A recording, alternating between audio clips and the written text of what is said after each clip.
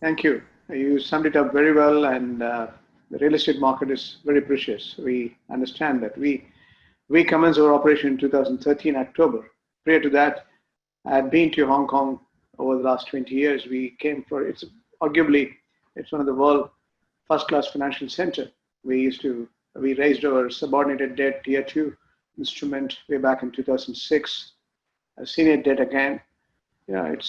It's absolutely vibrant place and very orderly, and it's a wonderful place to live. And the business like is something which we admire, and no wonder the market momentum still maintained irrespective of the changing dynamics on account of COVID.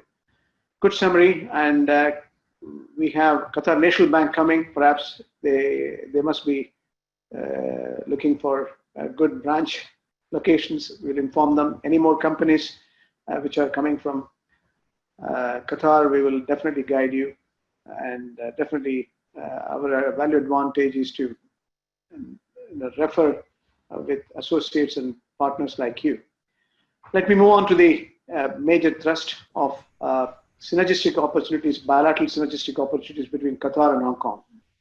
A lot of our friends and bankers in specific terms and relationships across Hong Kong are wanting to know what's happening in Qatar, how we have adopted with the COVID situation.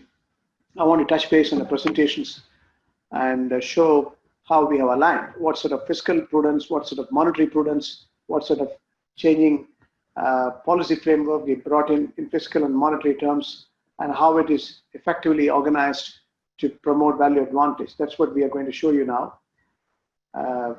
Now, let me move on to the first one, how the global economy is moving.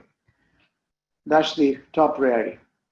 Now, global economies, we are seeing a contraction, and we have IMF says it's going to be a huge contraction of 3.9%. We have a series of presentations and indications that we have advanced economies as well as developing economies, emerging markets are going to go through contraction. So in the financial crisis in the past, we had only advanced economies on account of subprime crisis was under stress. Now we have reasons to believe we have even developing market are under stress. Let me sum it up in real terms. Global economics through this clip.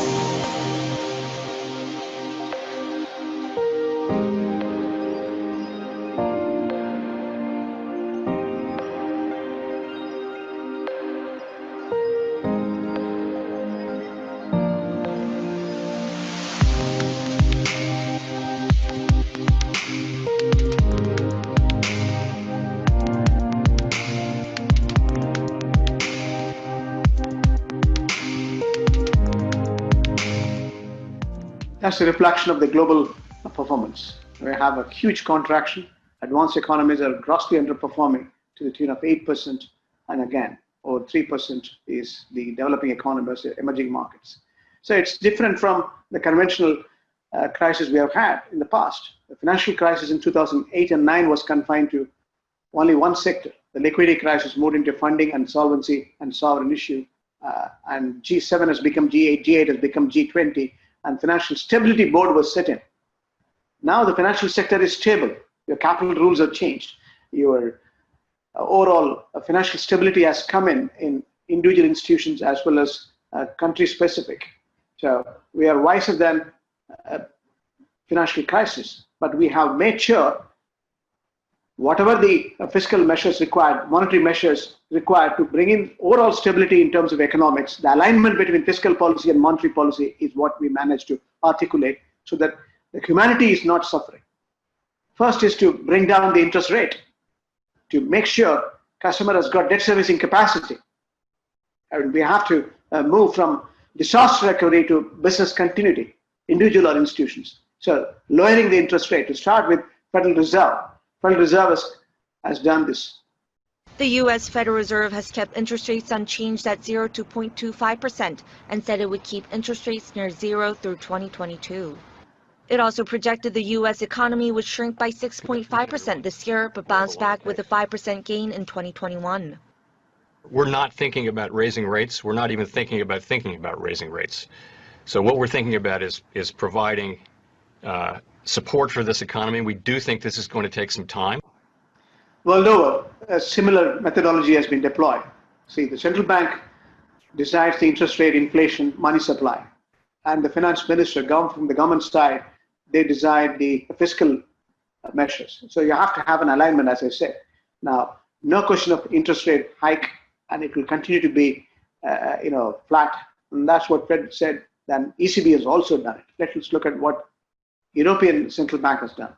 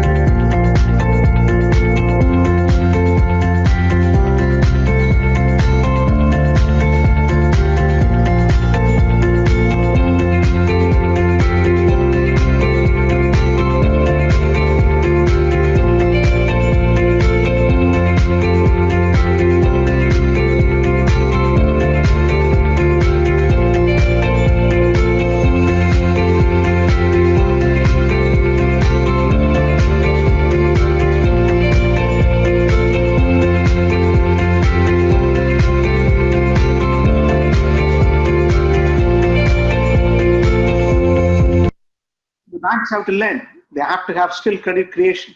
They have to necessarily make sure they support the small and medium-sized entrepreneurs. So every government around the world, to the tune of 10 to 15% of their gross domestic product, was putting the fiscal stimulus and lowering the interest rate simultaneously so that you have debt servicing in order.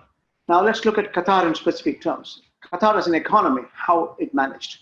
We have pumped in $20.5 billion on balance sheet, off balance sheet put together. And that's what precisely we managed to bring in terms of financial stability. What is Qatar economy? For my Hong Kong friends, here is a clip to show you. The Qatar economy is the biggest country of substance. Located on the region's busiest shipping route, Qatar is perfectly positioned for international trade, with direct air and sea connections to Asia, Africa and Europe. Qatar is becoming a leading destination for next-generation business models. Its thriving, knowledge-based economy has helped secure its place among the most competitive business environments in the world, an ideal destination for foreign investment. The past 4 decades have seen a 9-fold increase in Qatar's population to 2.7 million.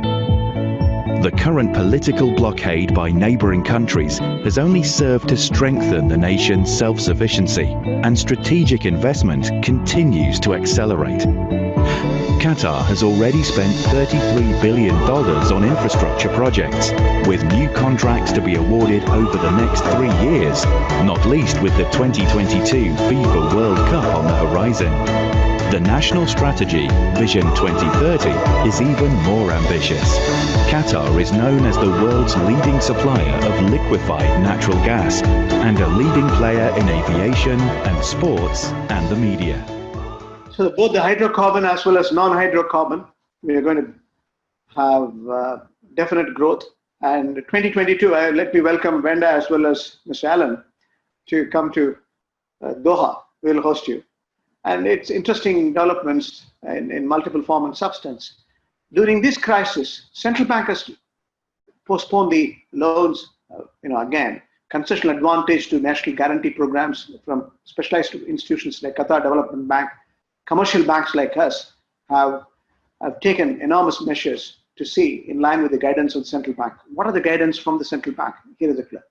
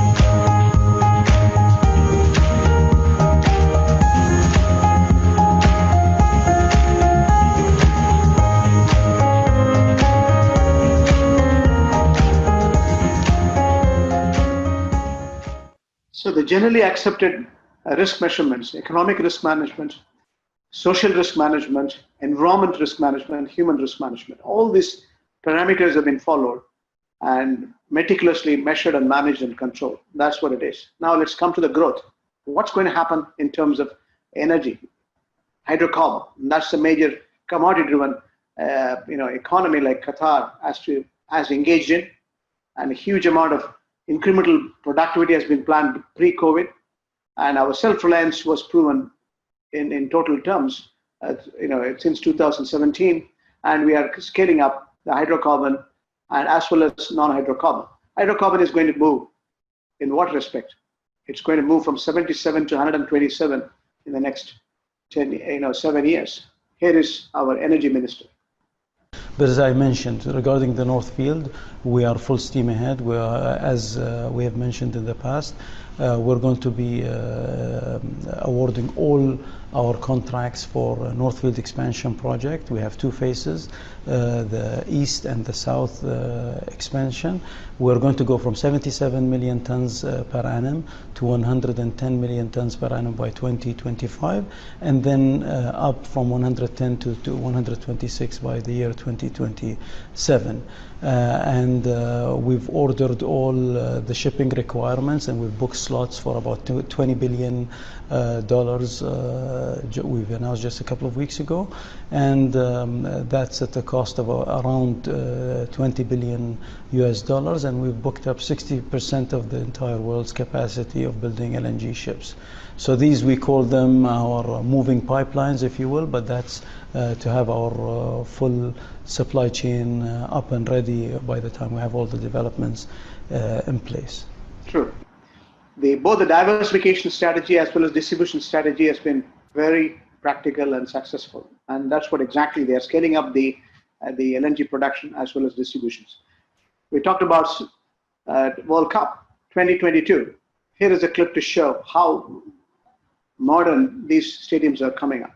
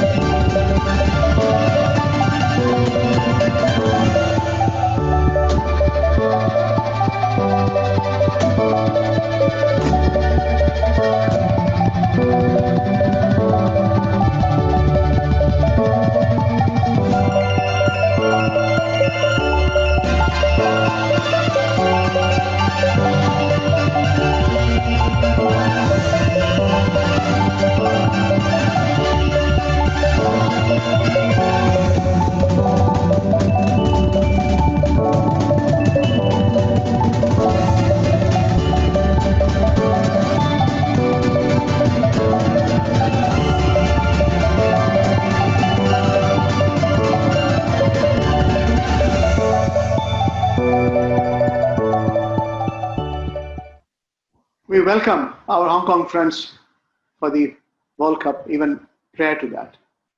come to our international airport. It's a beauty. Watch it.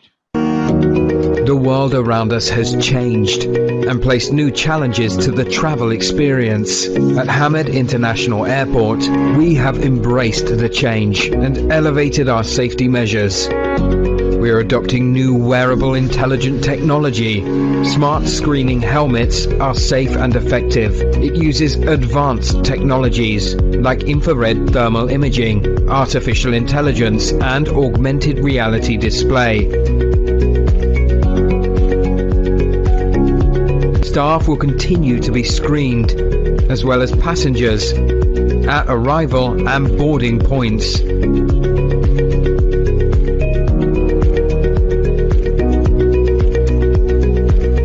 We have also introduced disinfection robots, which reduce the spread of infectious germs in crucial areas using ultraviolet light.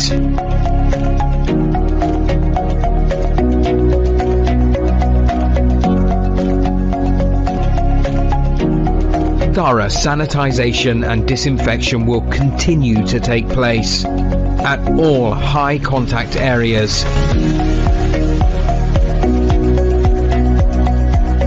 Baggage handling belts, trolleys and tubs will be routinely disinfected. All departing, arriving and transferring baggage will be disinfected as well. Hand sanitizers will be made available at all key locations. Social distancing of 1.5 meters will continue to be established through floor markings, clear signage, and implementing distance seating. We are here, and we are ready to provide you with a safe journey in the future so that you can travel with confidence once again. So that's Hamad International Airport. Let's come to the trade or investments, banking or finance. Investment side, we have Qatar Exchange Traded Funds. One single bullet solution for you. Qatari financial market, Qatar Exchange. If you look at it, the listed companies, we have one single solution. The performance has been prolific. Here is a look on the Qatar Exchange Traded Funds.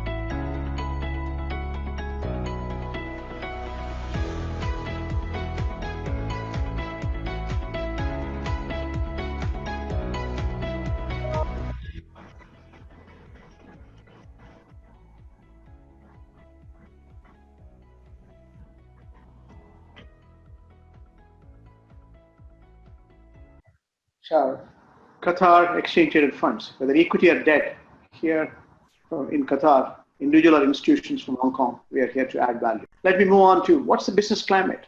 How does it look like? Can I set up in the free zone or economic zones? Here is the clip. Authority is establishing a cluster of free zones, including Ras Bafuntas, located beside Hamad International Airport, the best airport in the Middle East, and Al Hul, with direct access to Hamad Port, the world's biggest greenfield port development. Qatar free zones offer foreign investors 100% ownership, zero customs duty and corporation tax, no individual income tax, quick building permits, and access to a skilled workforce.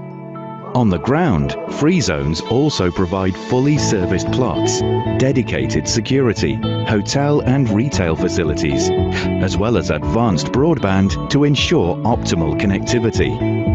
While Qatar welcomes investment in any sector, exciting opportunities already exist in logistics, e-commerce, food packaging, pharmaceuticals, and plastics. With an eye to the future, we're also focused on disruptive industries, such as renewable energy, power storage solutions, and artificial intelligence.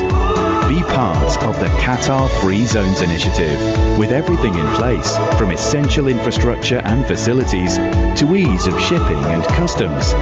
Your business can flourish as a truly global player in partnership with the Qatar Free Zones Authority. So we welcome Hong Kong businessmen to come to Qatar, and we are here to assist you as an enterprise. Doha Bank, our resident representative, Terence, is there to give you more details, whether you're a big institution, small institutions, whether you want to set it up in the free zone or onshore, it's up to you. We are here to give you the knowledge dissemination as a resource, and we'll share the information for your advantage so that you can make the call. And not only that, we also want to invest. Qatar Investment Authority has got a huge investment programs. We are going to look at the possibilities.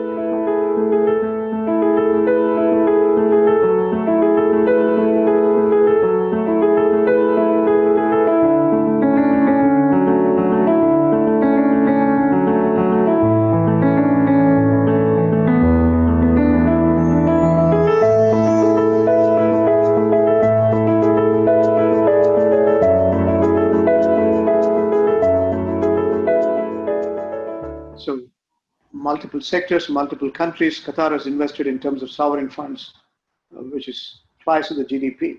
Essentially, that shows the overall ability and financial fundamentals of the country.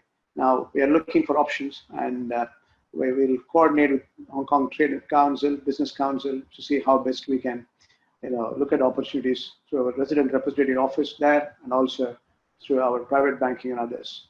So we will explore the partnership to strengthen further. Now, at this point, I want to bring in very important part of Qatar is the SME. That's the backbone of Qatar.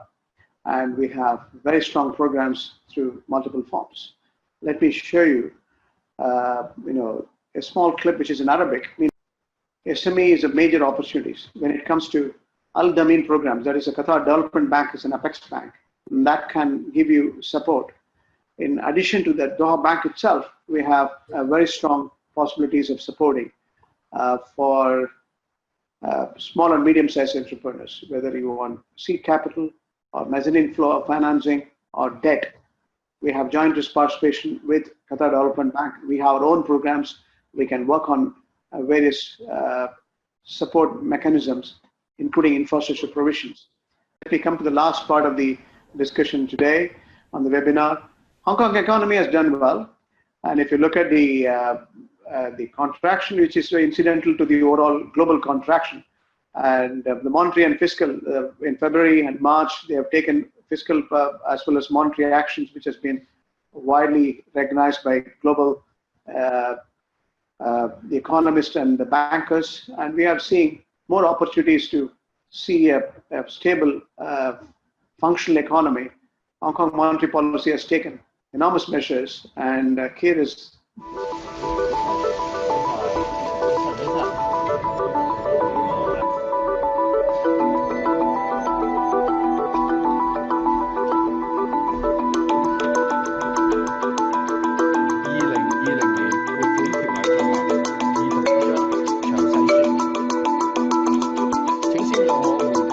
18歲或以上嘅香港永久性居民發放1萬蚊。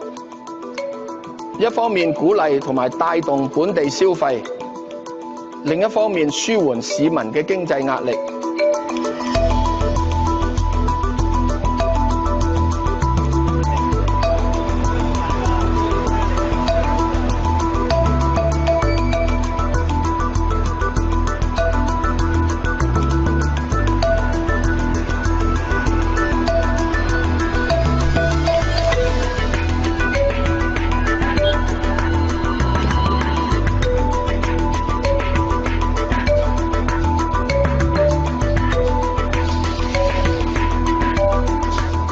去年年初，大家都已預見中美貿易摩擦同埋其他外圍因素會令香港經濟充滿不確定性。但係沒法預見嘅係年中開始發生嘅社會事件，損咗經濟，傷咗人心。我哋仲未嚟得及梳理，突然又遇上新型冠狀病毒疫情。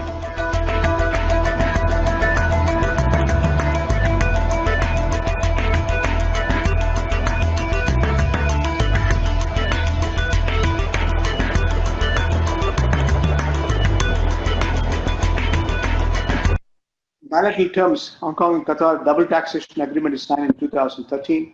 In July 2019, Hong Kong and Qatar signed MOU on investment promotion and cooperations. Qatar Financial Center authorities, multiple MOUs signed between Hong Kong authorities and KFC. Qatar and Hong Kong, trade we understood. Number of visitors are also moving over 3,000 last year. Qatar Airways taken a stake in Cathay Pacific. KA stake in Hong Kong. Electric investments again, and bilateral terms, Qatari startups can collaborate with the Hong Kong companies. Qatar e-commerce to grow here. It is going to be nearly 3.2 billion in the next 2 years. So growth will lead to increase in spending as well, and the increase in spending is not less than 2 billion. Sustainable economics is what we aim at.